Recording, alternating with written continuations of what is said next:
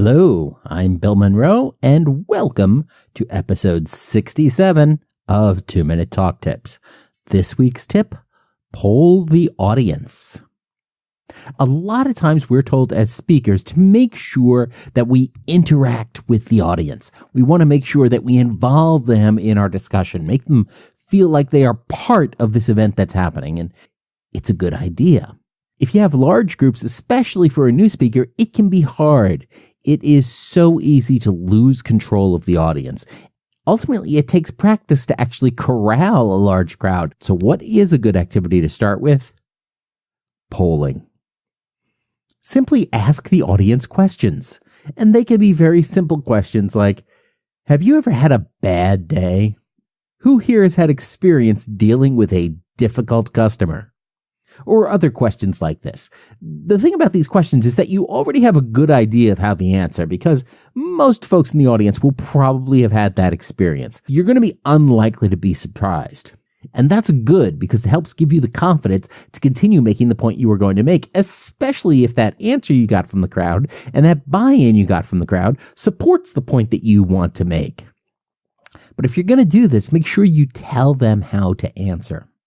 What I typically recommend, especially for newer speakers, is that when you ask a question, tell them to raise their hand if they've ever had a bad day, or raise your hand if you've ever had a difficult customer. And while you tell them that, you raise your hand to demonstrate the gesture. This accomplishes a few things. It gets the audience members to move a little bit. It also prevents everybody from just answering out loud and starting all these side conversations. I suggest you try to do at least one poll every 15 minutes to drive engagement. That way the audience will remember that you engaged them and they got to move. Stick around. And after the break, we're going to talk about the power of limits.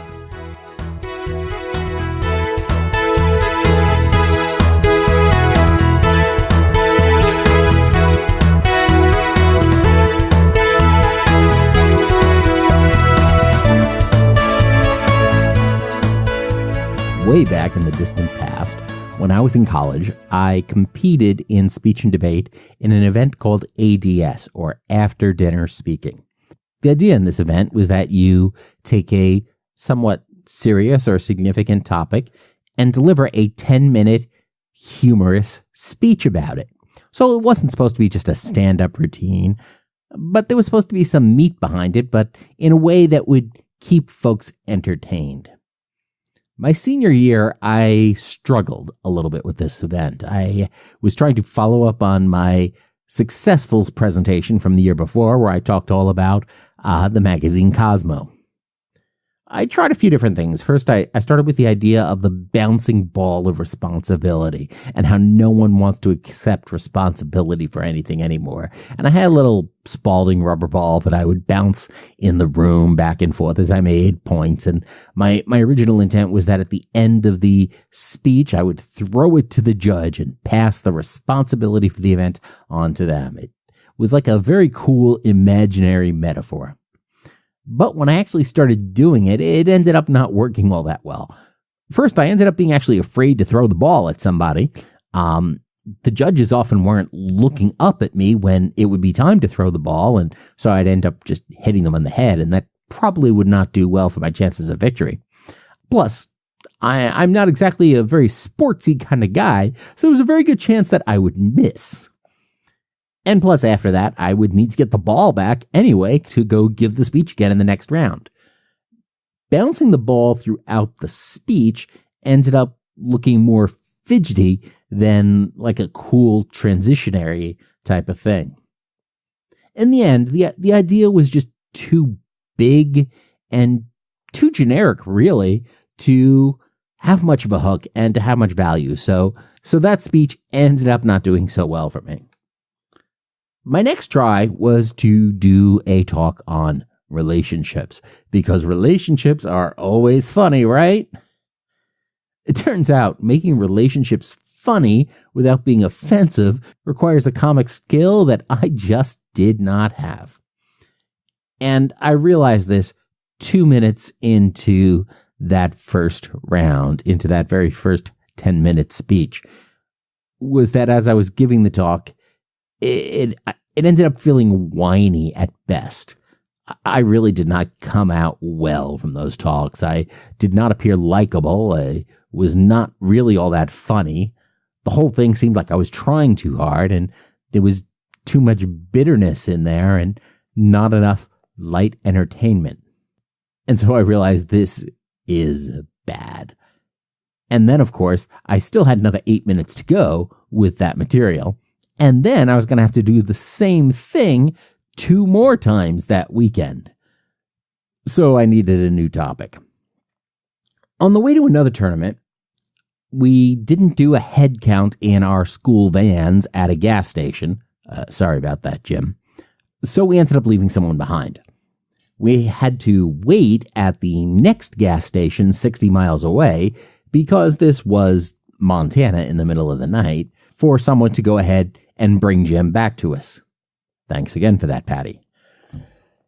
So while we were waiting there, Coach Brent picked up a copy of the USA Today, plopped it down in front of me, and pointed to a little article in the corner and said, "There's your speech." The article was about Madonna's new book that came out that fall of 1992. The book was Sex. It was basically a coffee table book of Madonna's alleged sexual fantasies, so all sorts of nudity, and thus the Madonna was born. I ended up taking that speech to nationals that year and finished in 26th place, which I was pretty pleased about. I actually just went through the archives tonight to look it up, and I found a copy and reread it. And, you know, for what it wasn't terrible, but it does read like something a 21-year-old college kid writes because he thinks he's clever and edgy, and it is very much a product of 1992. So perhaps not the kind of thing I would do today. I still don't know if Brent was kidding that night when he told me that would be my next topic. But once he had told me it was the topic, I had some limits now. I finally had a framework that I could work within that year.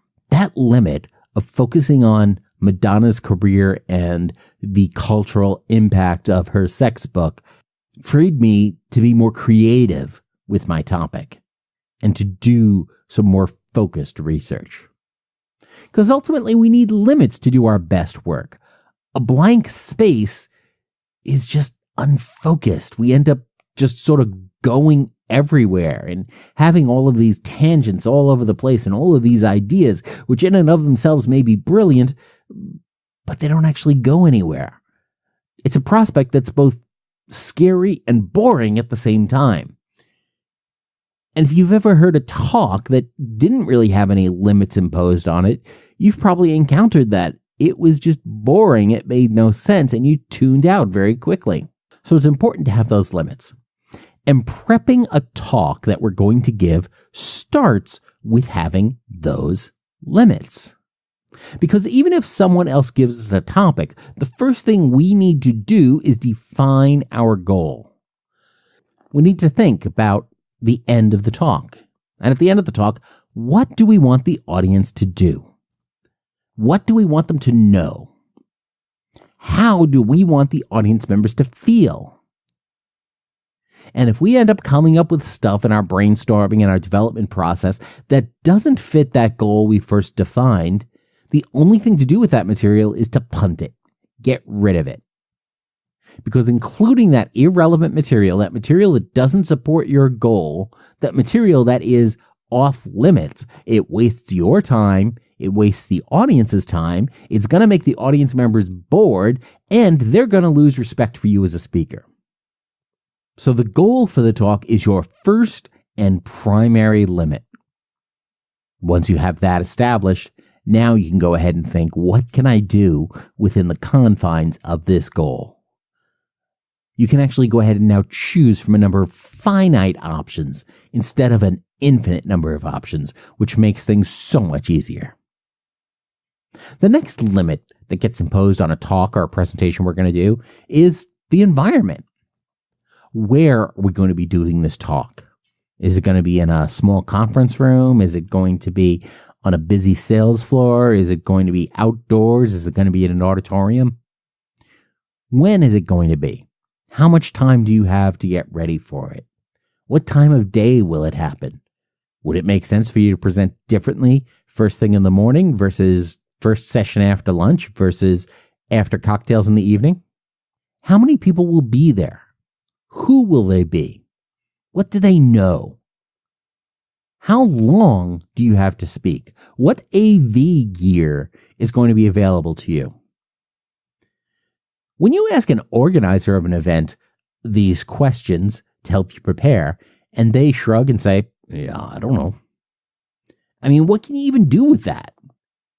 You need those limits. You need that information in order to put together the most effective presentation for that audience that is going to give you the best shot at achieving your goals. The next limit we often encounter is the slide template. So if you are going to use slides for your presentation, do you start with a completely blank new PowerPoint file? No. When it comes time to building slides, you usually start with a template. And that could be a template for the organization you're speaking at. It could be your own company or employer's template. It could be a special template for the event. But that template is going to define key colors, shapes, objects, fonts, and backgrounds on those slides that will limit you in what you do on those slides. And those limits give you an opportunity to do something really cool in there in a way that you couldn't if you just started with the plain blank white slides with nothing to work around. See, we like to think that people want choices above and beyond everything else, but infinite choice doesn't really help us. We need limits. Robert Cialdini's book, Influence, is probably one of the best reads out there for anyone who's interested in persuasion, marketing, or sales. Even if he doesn't necessarily view marketers in the most positive light, his book brings up important things to keep in mind about human nature. One thing he talked about in the book was an experiment with jam. In a store, they started with a certain number of varieties of jam, and they saw good sales. When they increased the number of different types of jam and increased the variety available, sales actually declined. When they removed some varieties and went back to a smaller number of choices, sales increased. If you think about it, this is kind of the business model of Costco, where they have very limited selection on each of the different items that they carry. And that's important because what happens is that we get paralyzed by choice. When we don't have limits, we're afraid to do anything. We're afraid to make a mistake because there are so many possible mistakes that we could make, and we want to avoid embarrassment. So we don't choose. And not choosing is its own type of choice. So relish those limits and those frameworks you get for your presentations, because we do need limits. We do our best work with constraints and deadlines. And if they're not imposed on us externally, we need to impose those deadlines and those constraints internally. And right now, it may not be 3 a.m. at a gas station in the middle of Montana, but you can still choose to take a limit and start your own Madonna-non. So that's it for this week. What do you think about constraints? How do you manage them? Go ahead and let us know at 2minutetalktips.com/limits. Share this episode with a colleague and ask them what they think about the power of limits or about Madonna. Poll the audience at your next presentation. And, as always, don't get best, get better. Thanks a lot. I'm Bill Monroe, and I'll talk to you next week.